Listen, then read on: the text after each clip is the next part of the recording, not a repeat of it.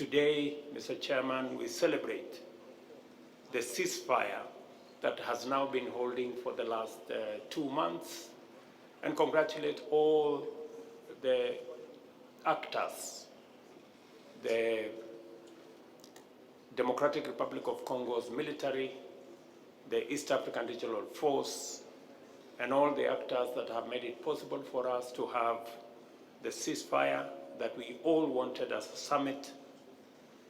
Also to celebrate the gradual return of civilian life in Eastern DRC and normalcy, even though there are challenges to it and the fragility, but we can confidently say there is a return of civilian life and normalcy in Eastern DRC. There is significant reduction of threat to Goma, Sake, and all the other towns.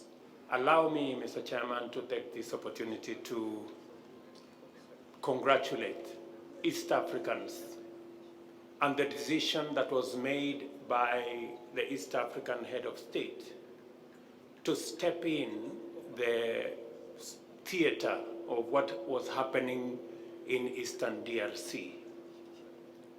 Your Excellency, the decision by the heads of state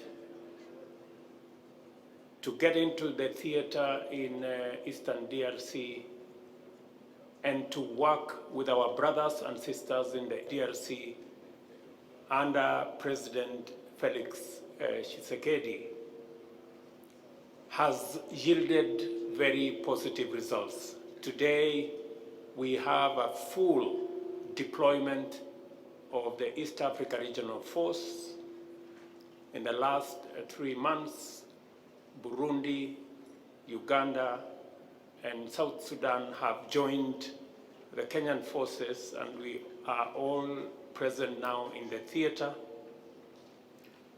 We want to thank President Tshisekedi and the government of DRC for facilitating this deployment in the interest of creating an environment of peace and security and stability, and to stop the wanton destruction of property, the wanton killing of innocent citizens, women and children, that had become the norm in Eastern DRC.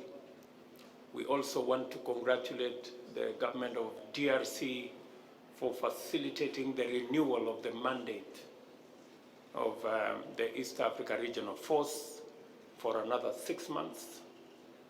And the agreement we've had this morning again, Mr. Chairman, that the M23 and all the other armed groups will now proceed to cantonment, and a mechanism has been agreed this morning, a time-bound agreement, and it is appropriate and in order for us to say that as a region, the coming together of our heads of state and the deployment of our military in Eastern DRC has given us very positive results. It was the right decision, and a challenge that has faced DRC for 20 years, we can confidently say is on its way to being resolved. There is still a lot that is outstanding, but looking at what has been achieved over the last 6 months, we can confidently say there is an opportunity for us, and especially the people of Eastern DRC, to enjoy peace and stability